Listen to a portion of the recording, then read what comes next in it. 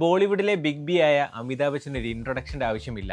എന്നാൽ അദ്ദേഹം സ്റ്റോക്ക് മാർക്കറ്റിൽ ഇൻവെസ്റ്റ് ചെയ്ത കഥ നിങ്ങൾ കേട്ടിട്ടുണ്ടോ? മധ്യപ്രദേശിലെ രത്നമിലുള്ള ഒരു കമ്പനിയാണ് DPYS. സ്റ്റീൽ വയറുകൾ നിർമ്മിക്കുന്ന ഈ സ്ഥാപനം നാഷണൽ സ്റ്റോക്ക് എക്സ്ചേഞ്ചിൽ ലിസ്റ്റ് ചെയ്തിട്ടുമുണ്ട്. 2018 സെപ്റ്റംബറിൽ അമിതാഭ് ബച്ചൻ DPYSന്റെ 3,32,800 ഷെയറുകൾ വാങ്ങി. അന്ന് ഈ കമ്പനിയുടെ ഷെയർ പ്രൈസ് വെറും 74 രൂപയായിരുന്നു.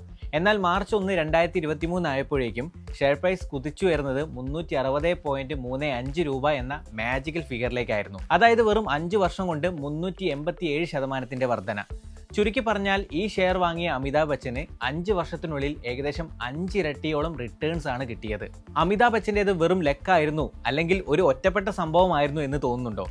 ബച്ചനെ പോലെ സ്റ്റോക്ക് മാർക്കറ്റിൽ നിന്നും പണം വാരിയ മറ്റ് 4 സെലിബ്രിറ്റീസിന്റെ കഥയാണ് ഇനി ഞാൻ പറയാൻ പോകുന്നത്. സച്ചിൻ ടെണ്ടുൽക്കർ, അമീർ ഖാൻ, രൺബീർ കപൂർ, ആലിയ ഭട്ട് എന്നിവരാണ് ഈ സെലിബ്രിറ്റികൾ. കഴിഞ്ഞ 3 വർഷം കൊണ്ട് ഇവർ സ്റ്റോക്ക് മാർക്കറ്റിൽ നിന്നുണ്ടാക്കിയ റിട്ടേൺസ് എത്രയെന്ന് നോക്കാം. സച്ചിൻ ടെണ്ടുൽക്കർ സ്റ്റോക്ക് മാർക്കറ്റിൽ നടത്തിയ നിക്ഷേപത്തിന് 12 ടൈംസ് ഗ്രോത്ത് ഉണ്ടായപ്പോൾ ആലിയ ഭട്ടിൻ്റേത് 11 ടൈംസ് ആയിരുന്നു. അമീർ ഖാന്റെയും രൺബീർ കപൂറിന്റെയും ഇൻവെസ്റ്റ്മെന്റ് ഗ്രോത്ത് ആകട്ടെ 3 ടൈംസും. സ്റ്റോക്ക് മാർക്കറ്റിൽ നിന്നും കിട്ടുന്ന റിട്ടേൺസിനെ പറ്റി നിങ്ങൾക്ക് ഇനിയും സംശയമുണ്ടോ? എങ്കിൽ നമുക്ക് ഇന്ത്യ ഗവൺമെന്റിന്റെ ഉടമസ്ഥതയിലുള്ള DD ന്യൂസിന്റെ ഒരു റിപ്പോർട്ടിലേക്ക് പോകാം. ഫിനാൻഷ്യൽ ഇയർ 24-ൽ ഫിക്സ്ഡ് ഡെപ്പോസിറ്റുകൾ നൽകിയ റിട്ടേൺസ് ഏകദേശം 7% ഈ പീരീഡിൽ ഗോൾഡ് നൽകിയ റിട്ടേൺസ് ആകട്ടെ 17%. എന്നാൽ ഈ 2 അസറ്റ് ക്ലാസുകളേക്കാൾ എത്രയോ ഉയർന്ന റിട്ടേൺസ് നൽകിയ അസറ്റ് ക്ലാസ് ഇക്വിറ്റി ആയിരുന്നു. നാഷണൽ സ്റ്റോക്ക് എക്സ്ചേഞ്ചിൽ ലിസ്റ്റ് ചെയ്തിട്ടുള്ള ഏറ്റവും വലിയ 50 കമ്പനികളുടെ ഇൻഡെക്സ് ആയ നിഫ്റ്റി 50 ഇൻഡെക്സ് നൽകിയത് 29% വമ്പൻ റിട്ടേൺസ് ആയിരുന്നു. ഈ 3 അസറ്റ് ക്ലാസുകളുടെയും റിട്ടേൺസ് ഒറ്റ നോട്ടത്തിൽ കമ്പയർ ചെയ്യാൻ ഈ ടേബിളിൽ ഒന്ന് നോക്കിയാൽ മതി.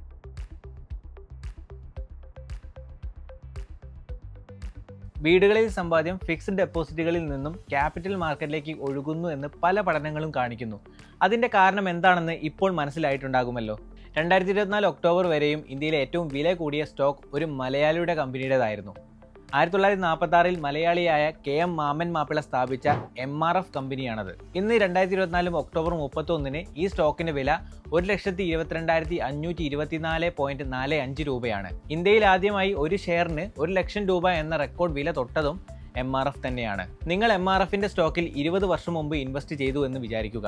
അന്ന് 2003 ജൂൺ 13-ൽ MRFന്റെ ഒരു ഷെയറിന്റെ വില 1,175 രൂപയായിരുന്നു. എന്നാൽ കൃത്യം 20 വർഷം കഴിഞ്ഞപ്പോൾ, അതായത് ജൂൺ 13, 2023-ന് ഈ കമ്പനിയുടെ ഷെയർ പ്രൈസ് സർവ്വകാല റെക്കോർഡായ 1,300,000 രൂപ തൊട്ടു. ചുരുക്കി പറഞ്ഞാൽ 8,436% പടുകൂറ്റൻ റിട്ടേൺസ് ആണ്. കുറച്ചുകൂടി സിമ്പിളായി പറഞ്ഞാൽ 2003-ൽ നിങ്ങൾ 1 ലക്ഷം രൂപ MRFന്റെ സ്റ്റോക്കിൽ നിക്ഷേപിച്ചിരുന്നുവെങ്കിൽ 20 വർഷം കൊണ്ട് അത് 85.36 ലക്ഷം രൂപയായി മാറുമായിരുന്നു. കേരളത്തിലെ ചില കമ്പനികളുടെ സ്റ്റോക്കുകൾ ചുരുങ്ങിയ സമയം കൊണ്ട് ഇൻവെസ്റ്റേഴ്സിന് നൽകിയ റിട്ടേൺസ് കേട്ടാൽ നിങ്ങൾ ഞെട്ടിപ്പോകും. 2023 ഡിസംബർ 11 മുതൽ 2024 ജൂലൈ 3 വരെയുള്ള 7 മാസ പീരീഡിലെ റിട്ടേൺസ് ആണിത്.